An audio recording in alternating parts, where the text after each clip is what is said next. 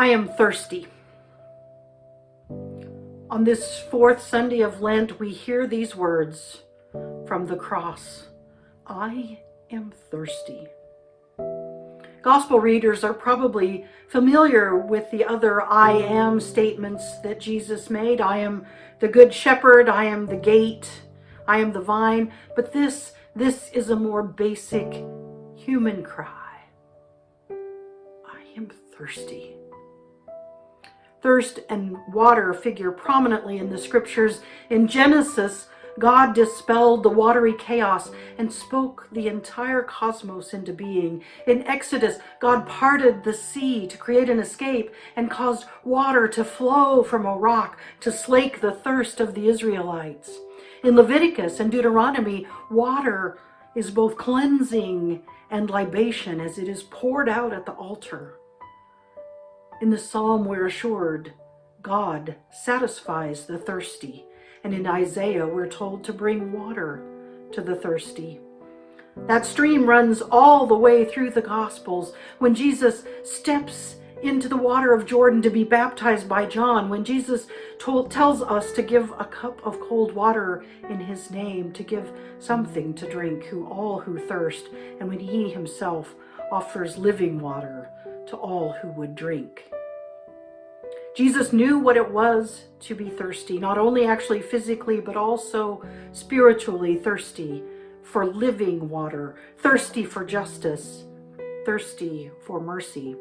When the soldiers at the cross heard his cry, they gave him what they had to drink, but that sour, fermented liquid was not what he wanted. Jesus was thirsty. Actually physically thirsty, and he was dying.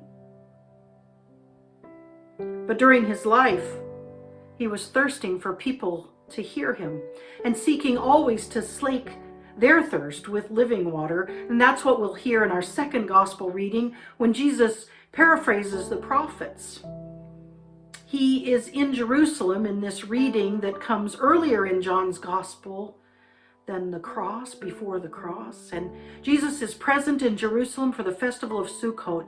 And in that festival, the high priests would bring water from the pool at Siloam for the pouring of the water, hearkening to that great day when God will make living water flow from the temple again and reign over all the earth, and remembering when God supplied water in the wilderness. Jesus was thirsty. In body and in spirit, his lips were swollen, his tongue parched, his body crying out in pain. His heart was aching, his spirit was withering, his soul was in need of respite. He who is the source of life, of living water, spoke to those gathered there, and he speaks to us. For what are we thirsty? Do we long to speak the words of grace even through lips that may be parched? Do our hearts ache to see justice roll down like a mighty stream? Are we pouring ourselves out to liberate the captive and to let the oppressed go free? Do we yearn to share God's love so much that we can feel it? Come with me now into worship, to the foot of the cross, and open your hearts to the streams of living water that flow, and seek out the one who will satisfy your heart.